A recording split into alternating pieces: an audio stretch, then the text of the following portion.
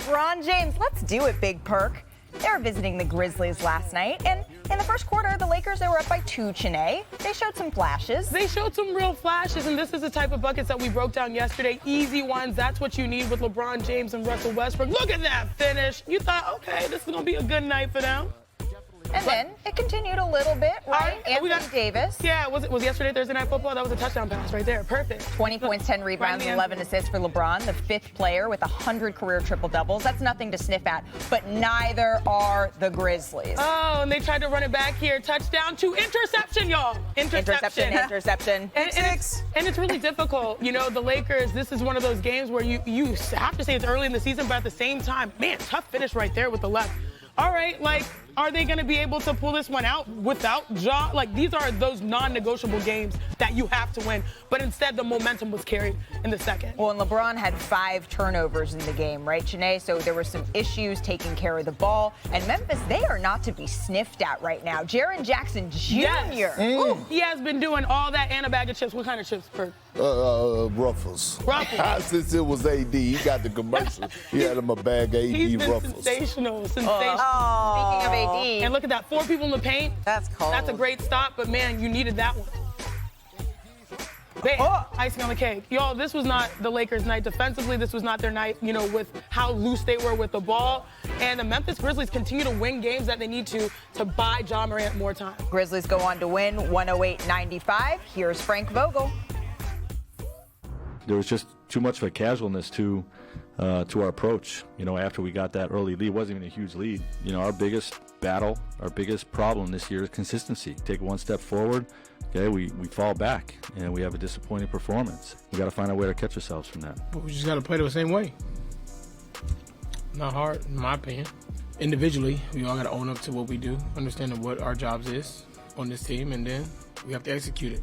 You know, that's our biggest problem right now, consistency. You know, we come out certain games and don't play how we're supposed to play, and we got to be a more consistent team if we want to truly compete for a championship. We got to fix it quickly. We got to play like we're the underdogs. At this point in the season, the way we're playing a lot of games, we probably are. So strong words from the Lakers, and I want to focus on a couple of things we just heard from Anthony Davis, specifically when he said that LA should be the underdogs for the remainder of the season. And in more of that sound, he was talking about how Los Angeles, everybody gets up to play the Lakers, Big Perk. Do you agree they need to have that underdog mentality? That was a stink eye. You are speechless? Well, here it is. How about just being some dogs, okay? And that's the problem. How about over, being no some under. dogs? You know, like when people pull up to the Staples Center, they need to have that beware of dog sign on there. Right now, they just have a come on in type sign. And it's bad because they're not doing the little things that matter. And I'm tired of talking about the Lakers for the simple fact that they win one game and we're like, oh, did they hit it? Did they hit their stride? They look good together. Then all of a sudden they go and lose. So I'm to the point right now that I'm tired of giving the Lakers energy until they win about 5 straight or go above 500. I'm not giving them no more energy. Like, this is not Anthony Davis' first time talking. He's been talking a lot about, we need to change things. We need to be tougher, our identity and all this. And then you go into Memphis. And I don't want to discredit the Grizzlies because they've been playing well. But without Ja Morant and Dillon Brooks, and you lose by double figures, it's unexcusable. Are you saying they're playing like Pomeranians? Didn't he bring them up earlier this week? Yeah, I got a Pomeranian, but he might bite, though. At least I wouldn't even say they're playing like him. Well, I was going to say, you have these adorable, teeny little French bulldogs. I know, Are they at least one of those? Yeah, I mean. Are the Lakers at least your little French bulldogs? Yeah, right. They're expensive, but they really ain't gonna bite. So you're right. My goodness. All right, well, Chiney. Frank Vogel said that the team was playing just way too casually. Yeah. What does he mean by that, and how does that play out on the court?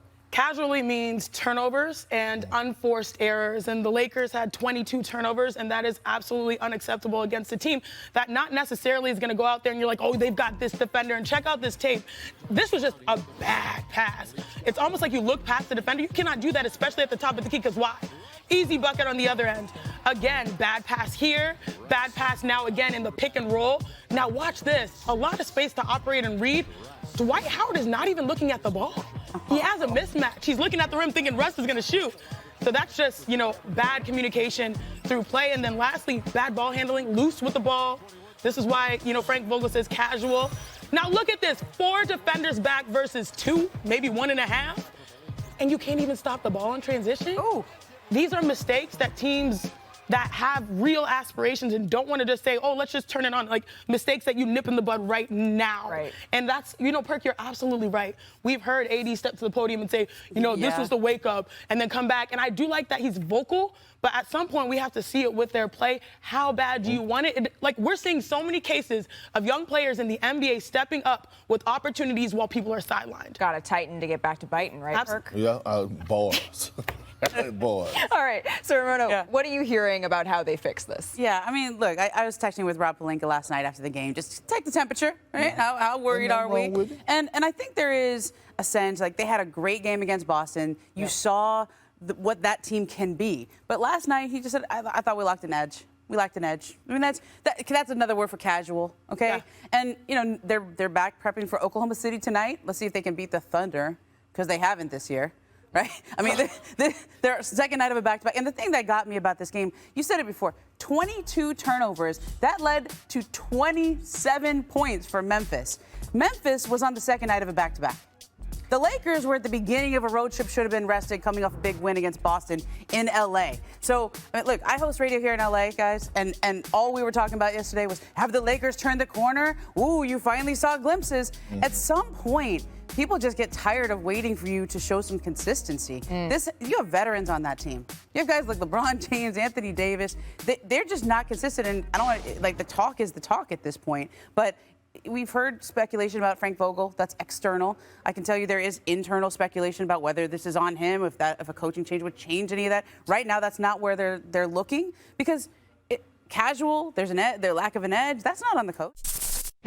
Thanks for watching ESPN on YouTube. For live streaming sports and premium content, subscribe to ESPN+.